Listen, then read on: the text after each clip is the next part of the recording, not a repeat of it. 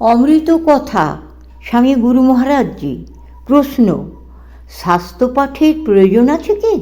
উত্তর, যার শাস্ত্রের তত্ত্ব জানবার ইচ্ছা নেই তার শাস্ত্রপাঠের প্রয়োজন নেই। শাস্ত্রতত্ত্ব জেনে নিজেদের জীবনে তা প্রতিফলিত করতে চাই যারা, তাদের শাস্ত্রপাঠের প্রয়োজন আছে। প্রশ্ন, অহংভাব কি মহারাজ?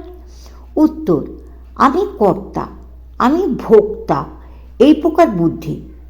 যখন চালাবার কেউ নেই, চলবার কেউ নেই, চালিতও কেউ নেই, তখন প্রকৃতপক্ষে কোনো ক্রিয়া হচ্ছে না। যখন আমরা ধরছি বুদ্ধি একটি জিনিস এবং মন একটি জিনিস, তখন অন্তঃকরণের বিশেষ বিশেষ বৃত্তিগুলিকে এক একটি নাম দিয়েছি। মন শুদ্ধ হলে শুদ্ধ বৃত্তি হয়। অন্তঃকরণ শুদ্ধ হলো যখন তখন স্বচ্ছ হয়ে গেল, তখন তাকে আর বিকৃত করা যায় না। প্রশ্ন, আসল সত্য কি মহারাজ? উত্তর, সত্য কি আবার আসল নকল হয়? যা অ্যাবসোলিউট তা কখনো রিলেটিভ হয় না। সুতরাং সত্য সর্বদা সত্য, সত্যের আসল নকল নেই। প্রশ্ন, শুদ্ধ অন্তঃকরণ কি? উত্তর, শুদ্ধ অন্তঃকরণ বলতে শুদ্ধ মনও বটে, আবার শুদ্ধ বুদ্ধিকেও বোঝায়। বুদ্ধি যখন শুদ্ধ হয় তখন তার শুদ্ধ আত্মা। সূর্যকে যেমন মেঘের আচ্ছাদন ঢেকে রাখে, তেমনি মনের আবরণ আত্মাকে ঢেকে রাখে। মন যত পবিত্র হয় তত স্বচ্ছ হয়। মন ক্রমশ যত স্বচ্ছ হয়, ঈশ্বরের স্বরূপ ক্রমশ তার কাছে স্পষ্ট হতে থাকে। এভাবে মন যখন সম্পূর্ণভাবে স্বচ্ছ হয়ে যায় তখন আর কোনো ব্যবধান থাকে না। প্রশ্ন, শুদ্ধ আত্মা কি? উত্তর, শুদ্ধ আত্মা মানে যে আত্মার উপরে কোনো আরোপ নেই। দেহের জন্ম মৃত্যু আছে, আমরা মনে করছি আত্মারও জন্ম মৃত্যু আছে, এটিই হলো আরোপ। আরোপিত মানে সত্য সত্য তা নয়। প্রশ্ন, চিত্ত শুদ্ধ হয় কিভাবে? উত্তর, চিত্তশুদ্ধি মানে মনে যখন কেবল শুদ্ধ চিন্তাই উঠবে এবং কোনো কামনা বাসনা থাকবে না, অশুদ্ধ চিন্তাকে ভিতরে স্থান দেবে না, তাহলে চিত্তশুদ্ধ হবে। মন চঞ্চল বলে বসে থাকলে বা কাঁদলে তো চলবে না, চেষ্টা করবে। প্রশ্ন, আত্মাকে নির্লিপ্ত বলা হয় কেন? উত্তর, নির্লিপ্ত মানে উদাসীন, অর্থাৎ আমাদের সুখ দুঃখের দ্বারা আত্মা লিপ্ত বা অনুরঞ্জিত হচ্ছেন না। প্রশ্ন, আত্মা কোথায় থাকেন?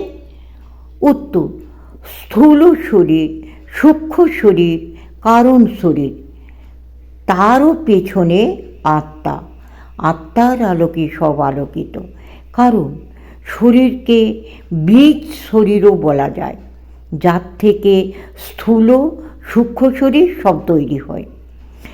প্রশ্ন, আত্মা, কারণ শরীর, সূক্ষ্ম শরীর, স্থূল শরীর, এদের মধ্যে পার্থক্য কী?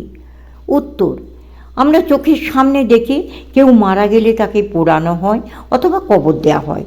পোড়ানো হলে বা মাটির তলায় পচে স্থূল শরীর পঞ্চভূতে মিশে যায়। মাটি, জল, অগ্নি, বায়ু, আকাশ ইত্যাদি জগতের মূল উপাদানকেই পঞ্চভূত বলে। শরীর গেলে মূল উপাদানে চলে যাওয়ার পর বাকি থাকে সূক্ষ্ম শরীর, তাকে দেখা যায় না। তারপর সূক্ষ্ম শরীর তার কারণ শরীরে লয় হয়, বীজ রূপে থাকে। যেমন সুষুপ্তিতে কোনো কাজ করছে না, সুষুপ্তি হলো কারণ শরীর, তারও পিছনে রয়েছে আত্মা। সুতরাং আত্মা স্থূল নয়, কারণ নয়, তারও অতীত। আমি বোধ যার হচ্ছে সেই আত্মা যদি স্থূল সূক্ষ্ম কারণ এদের অতীত হয় তবেই তা শুদ্ধ আত্মা।